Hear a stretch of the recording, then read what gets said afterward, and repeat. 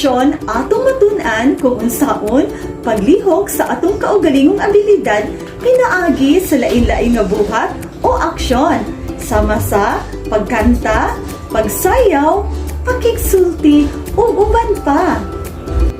Sige mga bata, ato kining sulayan. Isulti ang pulong nga nagpakita sa maong hulagway. Kini nga hulagway, unsa sa inyong tan-aw ang gibuhat sa bata? Nagkanta o nagsayaw? Sakto! Kini nga bata nagpakita sa iyang abilidad sa pagkanta. Sige, ikaw kunubi, sulayi o tubag kini nga mga hulagway.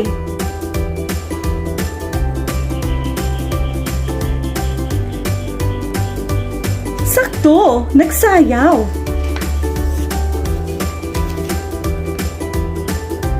Correct, naggitara.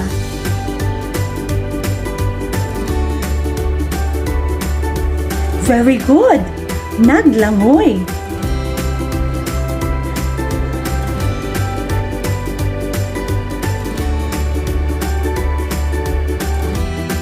Very good, nagdrawing.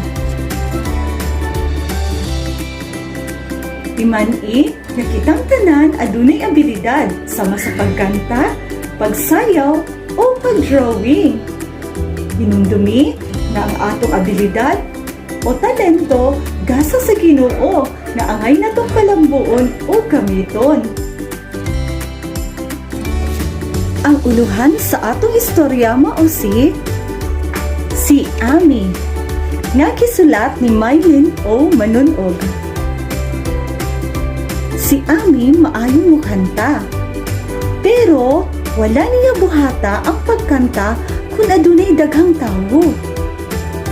Usa ka adlaw sa eskwelahan, aduna sila'y pagpakarong-ingnon nga contest sa pagkanta.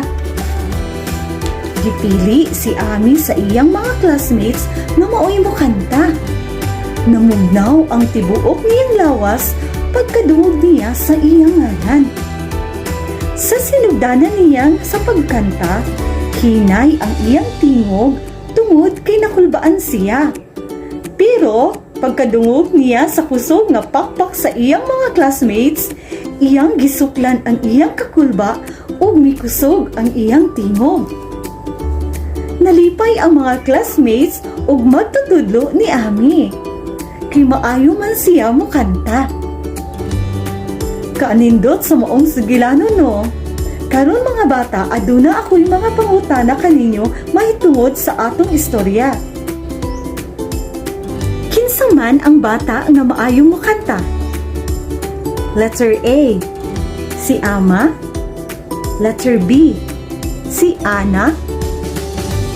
Letter C, si Ami. Sakto! Ang tubag, letter C, si Ami. Para sa ikaduhang pangutana, anad ba siyang mukanta sa daghang mga tawo? Nganuman? Letter A, oo, kay naulaw siya. Letter B, dili, kay nakulbaan siya. Letter C, wala, kay dili siya kamao mukanta. Correct! Ang saktong tubag, letter B, dili, tungod kay nakulbaan siya.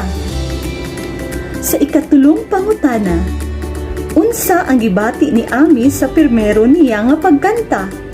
Letter A, nakulbaan siya o maayo? Letter B, nagdagandagan siya sa klase? Letter C, wala siya maulaw kay anad na siya. Very good! Ang saktong tubag, letter A, nakulbaan siya o maayo.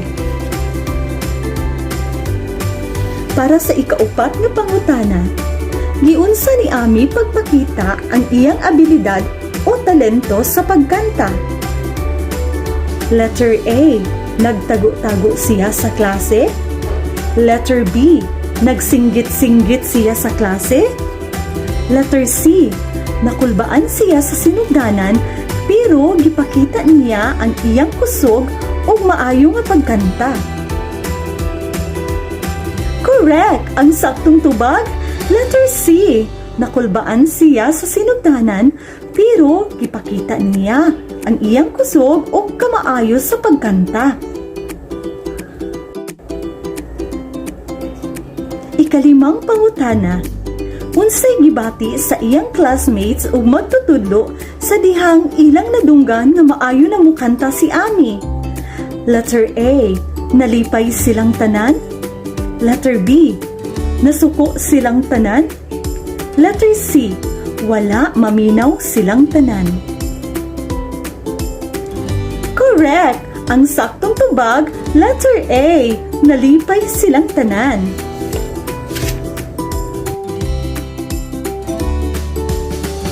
Hinumdumi mga bata, nasama kang Ami ato sa mapalambo ang atong kaugalingong talento o abilidad sama sa pagbansay, pagpatudlo sa makamao o pag-apil sa mga programa o contest. Dili nato ihikaw ang atong kaugalingong abilidad o talento. Tungod kay ining pamaagi, ato usang mapalambo ang atong kaugalingon. Nasayod ako nga daghan mo batun-an karong adlaw. Sa makausap pa, ako si Teacher Lynn na nag-ingon. Ang bata nga maningkamot, taas o makabot. Daghang salamat sa inyong pagpaminaw o sa inyong partisipasyon. Hantod sa sunod kita. Bye!